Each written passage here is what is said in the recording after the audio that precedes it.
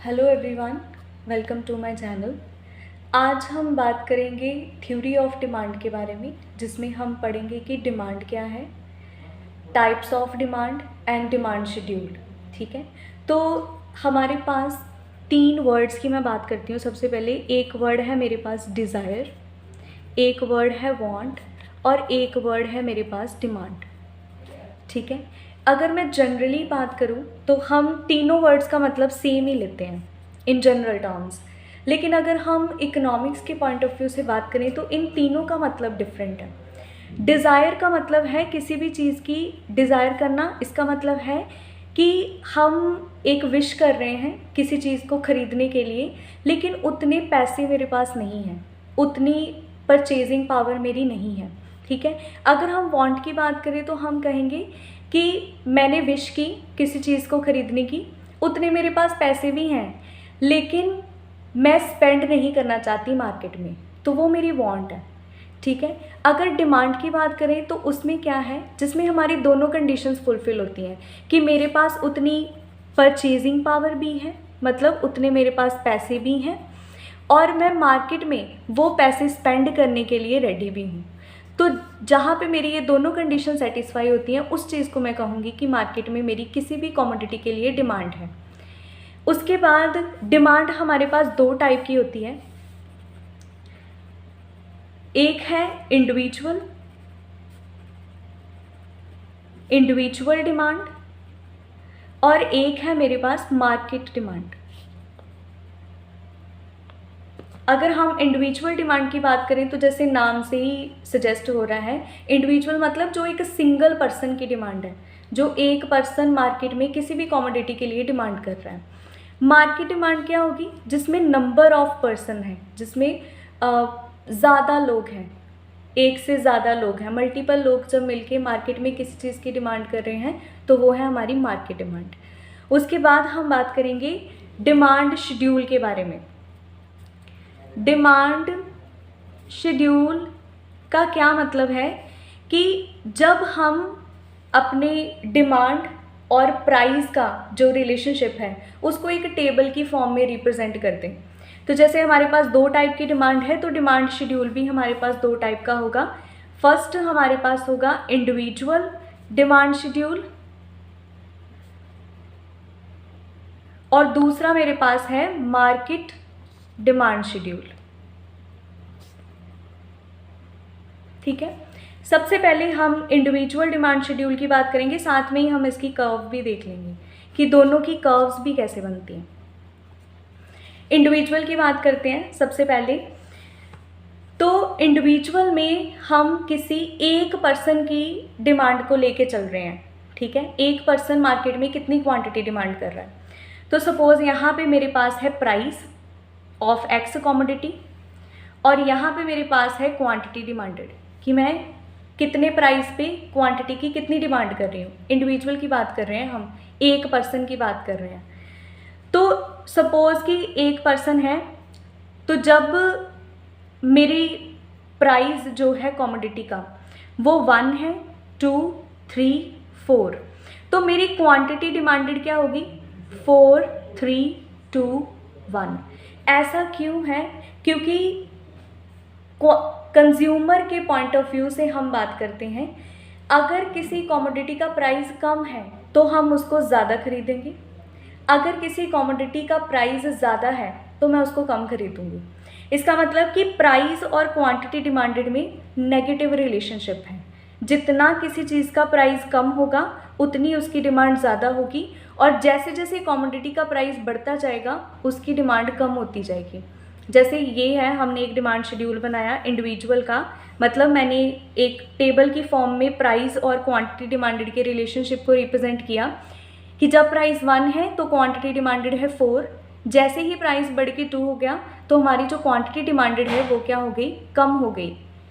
जैसे प्राइस फिर से बढ़ के 3 पे आया तो डिमांड और कम हो गई, और जब प्राइस मैक्सिमम है 4 है तो हमारी डिमांड सबसे कम है। ठीक है, अब हम इस चीज़ को इंडिविजुअल डिमांड कर्व इससे ड्राइव करेंगे। वाई एक्सिस, एक्स एक्सिस यहाँ आ जाएगा 0, यहाँ मैं लेके चल रही हूँ प्राइस, वाई एक्सिस पे, और यहाँ हम लेके चल रहे हैं क्वांटिटी डिमांडेड एक्स एक्सिस पे। ठीक है, तो प्राइस कितना है मेरा 1 2 3 4, क्वांटिटी डिमांडेड कितना है 1 2 3 4। इसकी कर्व बनाएंगे कि जब प्राइस 1 है, यहाँ पे जब प्राइस 1 है तो क्वांटिटी में कितनी डिमांड कर रही हूँ 4। ठीक है, जैसे ही प्राइस बढ़ के 2 पे चला गया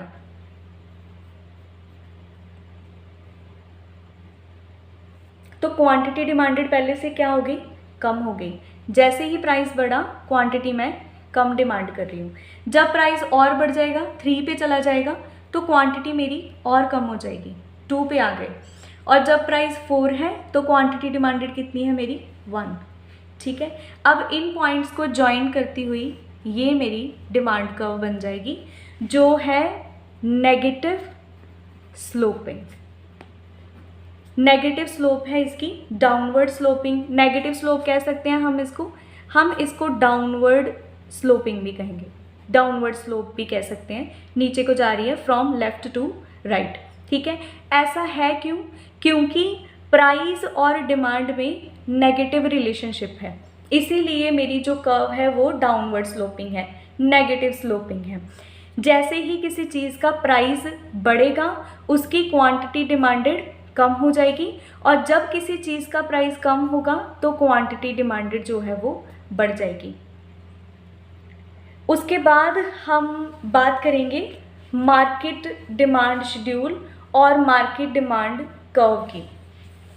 तो यहाँ पे मैं market demand schedule and curve की बात करती हूँ। अगर हम मार्केट की बात कर रहे हैं तो हम इसमें लेके चले हैं कि हमारे पास एक से ज़्यादा लोग हैं मार्केट में नेचुरली। तो हम सपोज कर लेते हैं कि हमारे पास मार्केट में तीन लोग हैं, ए बी एंड सी।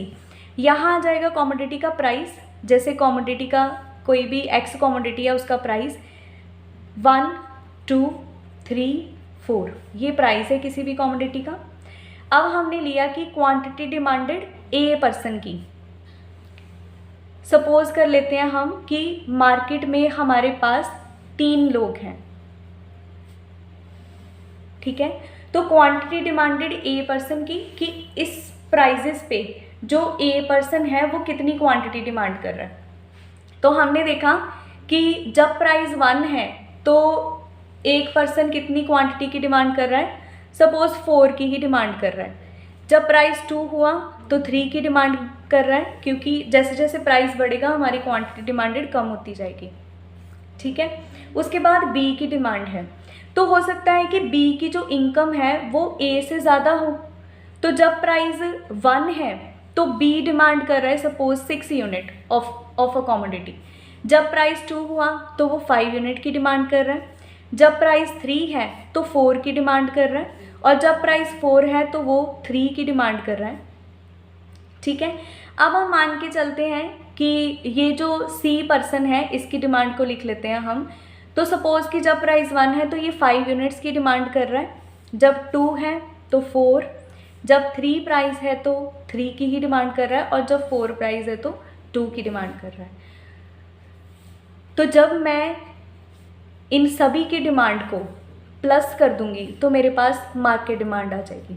ठीक है, क्योंकि हमने सपोज़ किया कि मार्केट में हमारे पास 3 लोग हैं, तो इन सब की डिमांड को मिला के मेरे पास मार्केट डिमांड बनेगी। तो 4 + 6 5 15 आ गया यहाँ पे। उसके बाद है मेरे पास 12, नेक्स्ट इज़ 9 एंड आगे मेरे पास आ जाएगा 6। तो ये मेरे पास मार्केट डिमांड आएगी जब हमने इन तीनों को ऐड कर दिया। अब हम इसकी कर्व बनाएंगे, सबकी डिफरेंट डिफरेंट कर्व बनेगी। सबसे पहले हम ए पर्सन की कर्व बनाएंगे। वाई एक्सिस, एक्स एक्सिस 0, यहाँ पे है प्राइस, यहाँ पे है क्वांटिटी डिमांडेड। प्राइसेस 1 2 3 4 और क्वांटिटी डिमांडेड है 1 2 3 4। तो जब प्राइस 1 है तो क्वांटिटी डिमांडेड कितनी कर रहा है वो, क्वांटिटी डिमांड 4। जैसे ही प्राइस बढ़ा 2 पे गया तो हमारी डिमांड जो है वो क्या हो गई, कम हो गई। जैसे और प्राइस बढ़ गया 3 पे चला गया तो क्वांटिटी हम कितनी डिमांड कर रहे हैं, 2। और जब प्राइस 4 है, मैक्सिमम है, तो हम सबसे कम डिमांड कर रहे हैं। तो इनको ज्वाइन करती हुई ये मेरे पास डिमांड कर्व बन जाएगी नेगेटिव स्लोप में। ठीक है, ये ए पर्सन की डिमांड है। उसके बाद है हमारे पास बी पर्सन, तो हम बी पर्सन की डिमांड बना लेते हैं। Y axis, X axis 0, same इधर हमारे पास आ जाएगा प्राइस, इधर आ जाएगी क्वांटिटी डिमांडेड। प्राइस है मेरे पास 1 2 3 4 और यहाँ पे मैक्सिमम है 6, 1 2 3 4 5 6। ठीक है, तो जब प्राइस 1 है तो डिमांड कितनी हो रही है, 6 यूनिट की। जैसे ही प्राइस बढ़ के 2 हो गया तो डिमांड कितनी हो गई, 5 यूनिट की। जैसे ही प्राइस बढ़ा पहले से डिमांड कम हो गई। जब प्राइस 3 है तो डिमांड कितनी है, 4 यूनिट्स की। ठीक है, फिर से प्राइस बढ़ा तो डिमांड क्या हो जाएगी, कम हो जाएगी। क्योंकि हम जैसे जैसे चीज़ें महंगी होती जाती हैं तो कंज्यूमर क्या करता है, उसको कम खरीदता है। जब प्राइस 4 है तो मैं डिमांड कर रही हूँ 3 यूनिट्स की। ठीक है, तो इसको ज्वाइन करती हुई ये हमारी डिमांड कर्व बन जाएगी बी पर्सन की। ठीक है, ऐसे ही सेम मैं सी की डिमांड बनाऊंगी। वाई एक्सिस, एक्स एक्सिस 0, यहाँ पे है प्राइस, यहाँ पे आ जाएगा क्वांटिटी डिमांडेड 1 2 3 4 और यहाँ पे हमने 5 तक लिया है, 1 2 3 4 5। ठीक है, तो जब प्राइस 1 है तो कितनी क्वांटिटी डिमांड कर रहा है, सी 5 की। जब प्राइस 2 है तो कितनी डिमांड कर रहा है, 4 की। जब प्राइस 3 है तो कितनी डिमांड कर रहा है, 3 की। जब प्राइस 4 है तो कितनी डिमांड कर रहा है, 2 की। तो इनको ज्वाइन कर देंगे, ये हमारी डिमांड कर्व बन जाएगी सी पर्सन की। ठीक है, अब हमने बनानी है मार्केट डिमांड कर्व। ठीक है, जो हमने इन सभी को ऐड करके ये हमारी मार्केट डिमांड कर्व बनी है। तो यहाँ पे बना लेते हैं हम वाई एक्सिस, एक्स एक्सिस 0, यहाँ पे आ जाएगा प्राइस, यहाँ पे आ जाएगा क्वांटिटी डिमांडेड। प्राइस है हमारे पास 1 2 3 4। ठीक है, और क्वांटिटी डिमांडेड कहाँ तक है, 15 तक। तो हम 3 का डिफरेंस ले लेते हैं यहाँ पे, 3 6 9 12 15 18। ठीक है, तो जब मेरा प्राइस 1 है तो मार्केट में डिमांड कितनी है प्रोडक्ट की, 15। जैसे ही प्राइस बढ़ के 2 पे चला गया तो डिमांड क्या हो जाएगी, पहले से कम हो जाएगी। जैसे चीज़ महंगी होगी तो हम उसको कम खरीदेंगे। तो प्राइस 2 हुआ तो मार्केट डिमांड क्या हो गई, पहले से कम हो गई और 12 पे चली गई जैसे मेरा प्राइस बढ़ गया। उसके बाद जब 3 है प्राइस, पहले से प्राइस और बढ़ गया तो डिमांड क्या हो जाएगी, और कम हो जाएगी, 9 पे चली गई। और जब मेरा प्राइस मैक्सिमम है यानी 4 पे है तो मैं कितनी डिमांड कर रही हूँ, मार्केट में डिमांड कितनी है प्रोडक्ट की, 6। तो इसको ज्वाइन करती हुई ये मेरे पास बन जाएगी मार्केट डिमांड कर्व।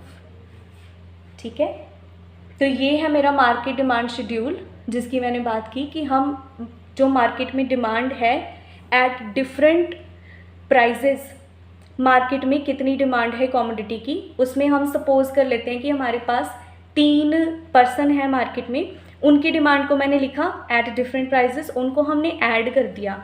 तो हमने इसको हम ऐड कर देंगे तो हमारे पास आ गई मार्केट डिमांड।